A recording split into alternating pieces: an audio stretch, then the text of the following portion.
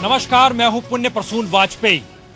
आज मराठवाड़ा के उस हिस्से की बात जिसके जरिए कहते हैं कि विकास की बात होनी चाहिए थी, औरंगाबाद से लेकर बीड़ तक एक ऐसा सफर है जो दरअसल बतलाता है कि भ्रष्टाचार सिंचाई को लेकर कैसे होता है और इस देश में अगर डैम बनते हैं जिसके जरिए बार बार यह कहा जाता है कि संस्कृति बदल जाएगी, अर्थव्यवस्था बदल जाएगी, लोगों की जीवनचर्या बदल जाएगी और विकास की दौड़ में वो सबसे आगे हो जाएगा, लेकिन ऐसा कुछ भी नहीं है। औरंगाबाद से लेकर बीड़ तक हम बीड़ में जो हार्ट ऑफ द सिटी कहते हैं वहां पर मौजूद हैं और ये है माजल गांव। माजल गांव इसलिए क्योंकि एक डैम भी है माजल गांव के नाम पर ही, जिसके जरिए बात हो रही थी कि 600 गांव की प्यास बुझ जाएगी, 27,000 एकड़ जमीन पर सिंचाई हो जाएगी।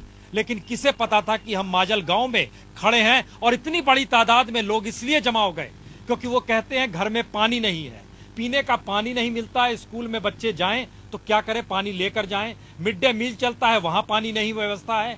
इस अवस्था में लोग जी रहे। हम पूरी रिपोर्ट आपको दिखाएंगे, लेकिन सबसे पहले सवाल उन लोगों के जिनके जहन में ये बार बार सवाल उठता है, पानी आखिर जाता कहां है, डैम में पानी क्यों नहीं आता है जब करोड़ों खर्च हो जाते हैं, क्या वजह है? पानी आपके बगल में डैम है लेकिन आपके घर तक पानी नहीं है। इधर कोई पानी पुरोठे की योजना उतनी खास नहीं है कि लोगों के पास पानी जाए। इसकी वजह से समझो आज लोगों को ये दुष्काल में पानी नहीं मिल रहा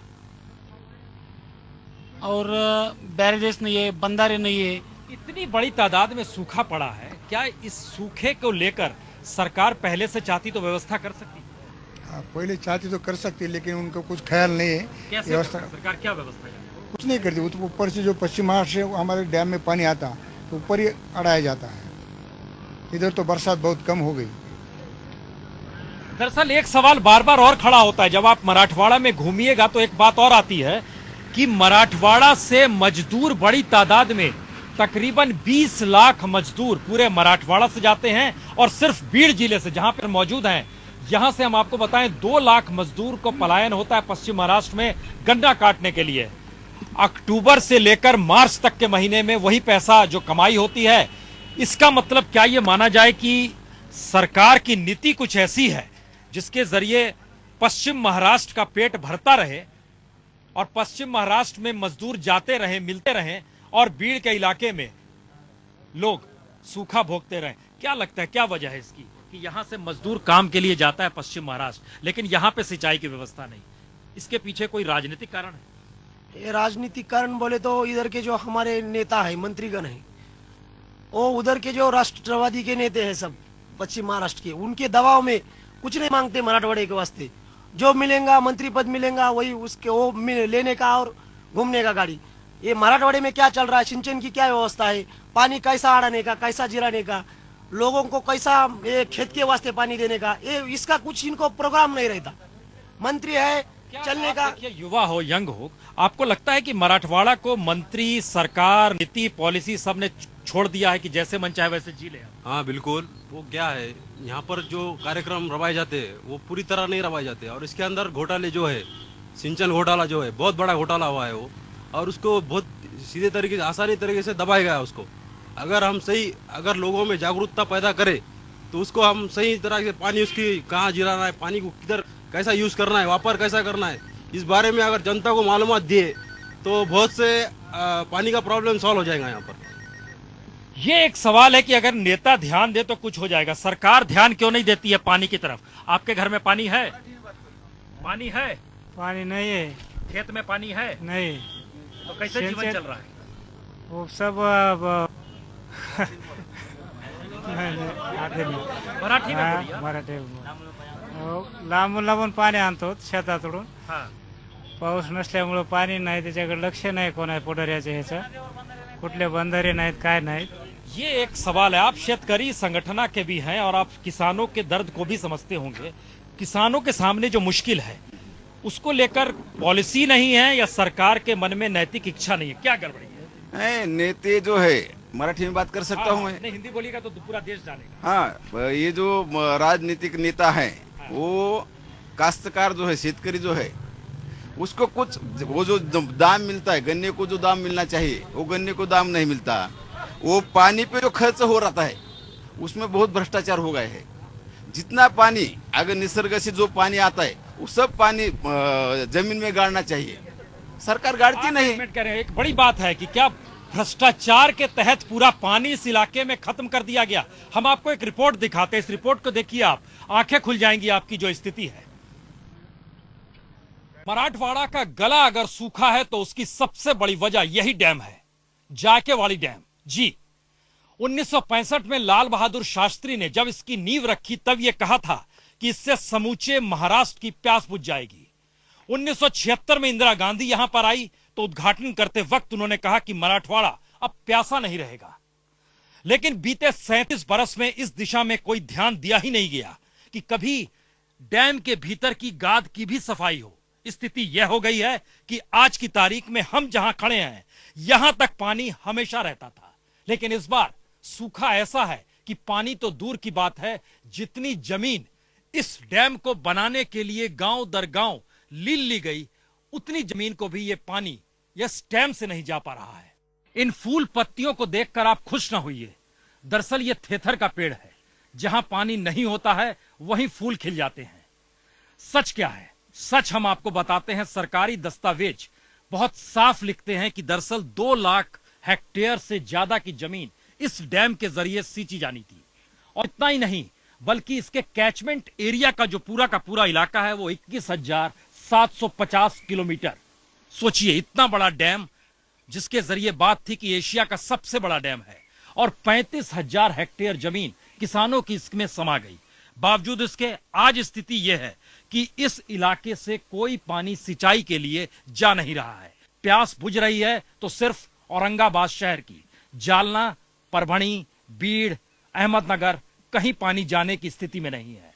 और यह सबसे डेंजरस लेवल पे पहुंच चुका है। यानी इसके बाद पानी अगर यहां से हटा तो मतलब बहुत साफ है, नीचे सिर्फ पथरीली जमीन नजर आएगी। अभी तो गर्मी शुरू हुई है और इन पत्थरों को देखकर यह ना सोचिए कि ये डैम के किनारे के पत्थर हैं। यकीन जानिए, वक्त बीतेगा घर भी पत्थर समान हो जाएंगे, क्योंकि बिजली के लिए भी पानी नहीं है सरकार के पास। और अब महाराष्ट्र सरकार ने तय किया है कि दरअसल 4.5 रुपए से लेकर 7 रुपए तक प्रति यूनिट बिजली वो खरीदेगी। मतलब बहुत साफ है, आम आदमी पर बोझ पड़ने वाला है। लेकिन यहां से पानी बिजली घर के लिए जाए, यहां से पानी सिंचाई के लिए जाए, यहां से पानी पीने के लिए जाए, सब कुछ अगर बंद है तो हालात कैसे हैं हम आपको लिए चलते हैं। दरअसल जायकावाड़ी बांध के नजदीक का सबसे करीबी गांव पैठन गांव।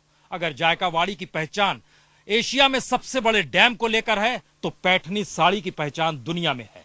लेकिन सोचिए, वहां पानी, जो सबसे नजदीक का गांव है, वहां पानी नहीं है। जायकेवाड़ी डैम के ये 27 दरवाजे बताते हैं कि डैम की स्थिति क्या है और मराठवाड़ा में सूखे का मतलब क्या है। दरअसल स्थिति कितनी विकट है, इन 27 दरवाजों में से कोई भी दरवाजा बीते 1 महीने से खोला नहीं गया। और इसका असर यह है कि डैम के सबसे नजदीक पैठन गांव, वहां पर पानी है ही नहीं। और गांव के लोग खुद नदी किनारे या कहें डैम किनारे जो जरा सा पानी है वहां कैसे आते हैं, ये सब कुछ आपको दिखाई दे रहा होगा। हम गांव के भीतर चले उससे पहले जरा डैम के किनारे पैठन गांव के ही, क्या नाम है आपका? श्रीकांत हरिबथौरा। श्रीकांत, गांव में पानी कब से नहीं है? एक मैक्सिमम 1 महीने से नहीं है। तो अभी तो धूप काला शुरू हुआ है। अब क्या करें, जैसे मिलता है वैसे इसमें गुजारा कर। ये पहली बार है या ऐसा होता रहा है? नहीं, ये पहली बार है। ये पहली बार है, या ऐसे कभी हुआ नहीं। तो अभी अप्रैल का महीना, फिर मई जून, क्या होगा? अब क्या होगा जो होना है, अब नेचुरल के इसमें बोल नहीं सकते हम कुछ। तो ये जब 27 दरवाजे कभी खुलते हुए देखा है आपने? हाँ, बहुत बार देखा। तो कितना पानी रहता था? बहुत पानी रहता है, ये यहाँ तक रहता है, यहाँ से हम लोग डूब जाते होते तो। हाँ, अब तो एकदम सूखा हुआ है। सूखा है मराठवाड़ा का, और हम है जायकेवाड़ी डैम पे। चलिए चलते हैं पैठन गांव में, जिसकी पहचान पैठन साड़ी के जरिए दुनिया भर में है। लेकिन सूखी हुई स्थिति को कैसे जी रहा है, आइए चले। यही है पैठन साड़ी जी, अपने तरह की पहचान समूची दुनिया में रखने वाली साड़ी। दरअसल ये पूरी साड़ी हाथ से बनाई जाती है। और जायकेवाड़ी डैम की अगर पहचान एशिया में सबसे बड़े डैम के तौर पर है तो ये हम आपको बता दें कि दरअसल इस साड़ी बनाने में लगभग ये कितना वक्त लगता है ऐसी साड़ी बनाने में? इसमें 9 महीने लगते हैं। 9 महीने में साड़ी बनती है। हाँ। और इस साड़ी को हम देख रहे हैं, इसकी क्या कीमत है? इसकी कीमत 75,000। 75,000 रुपए कीमत हाँ। है। और ज्यादा से ज्यादा जो कॉस्टली साड़ी होती है उसकी क्या कीमत होती है? उसकी कीमत 4 लाख के आगे। 4 लाख के आगे होती है। कई महीनों में तैयार की गई साड़ी, इसकी खासियत है क्या? सिर्फ ये हाथ से बनाया गया यही खासियत है? वो हाथ से बनाती है। ये पूरा कच्चा मटेरियल लेके ये पूरा हाथ से बनाना पड़ता है। अभी धूप काला शुरू हुआ है तो धूप काले में भी काम होता ही रहता है क्या? हो होता रहता है ना, करना पड़ता है ना काम। और धूप काले में पानी बंद हो जाए तब कैसे काम होगा? अब पानी बंद होता है तो थोड़ी परेशानी होती, काम में देर लगती। हाँ। बिजली की परेशानी होती। हाँ। बिजली भी टाइम पे। औरंगाबाद से लेकर बीड़ तक जी किसान हैरान परेशान है। आम आदमी को पानी नहीं मिलता है। अलग अलग तबके को हम जरा आपको परिचय करा दें। मसलन सबसे पहले बात उन छात्रों की जो सोचते हैं पानी नहीं मिल रहा है तो चलिए बिजली आएगी तो कुछ पढ़ाई कर ले। क्या हालत है बिजली की? पढ़ाई होती है? बिजली कल सुबह से जो गई है तो रात को आई थी, फिर बाद में गई तो अभी तक नहीं लौटी। हम आपको बता दें 250 मेगावाट का उत्पादन इस दौर में कम हो गया है। और सबसे बड़ी बात यह है कि जो पानी जाना चाहिए पावर प्लांट के पास, अब वो भी पानी यहां डैम में बचा नहीं है।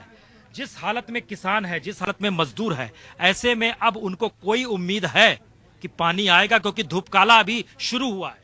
मुझे तो नहीं लगता है कि कितना भी बारिश हो चुकी इस साल भी तो अगले साल में भी हमारे यहाँ दुष्काल आ जाएंगे, क्योंकि मराठवाड़ा एक महाराष्ट्र में से सबसे बड़ा प्रांत है। 8 जिले का प्रांत है ये, लेकिन इसमें जो कुछ इरिगेशन के नाम पर पैसा आता है वो पश्चिम महाराष्ट्र वाले सब ले जाते हैं। और जो बड़ी लड़ाई है कि पश्चिम महाराष्ट्र सब कुछ हड़प ले जाता है। और ये बात बार बार होती है कि दरअसल चश्मा उतारिए। हाँ, अब बताइए क्या जो हालत है किसानों की, रास्ता क्या है? किसान बहुत परेशान है सर। ऐसा है कि पूरा कपास जो है उसका उत्पादन है पूरे पानी पे है। अभी तो पानी कुछ नहीं आ रहा हमारे इधर। पानी कौन हड़प गया पानी?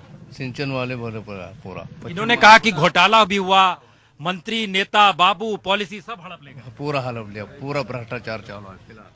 सर ये जो घोटाला हुआ है इसको बहुत ही आसानी तरह से दबाया गया है और उसका जो साइड इफेक्ट जो कहते हैं वो यहाँ की जनता को हो रहा है और कोई कार्यक्रम ना होने की वजह से ये हो रहा है। और मैं खास तौर से आज तक वालों का शुक्रगुजार हूँ जिन्होंने आज तक समझो जब से हम गांव यहाँ पे बसा है आज तक यहाँ कोई ऐसा चैनल वाला आया नहीं।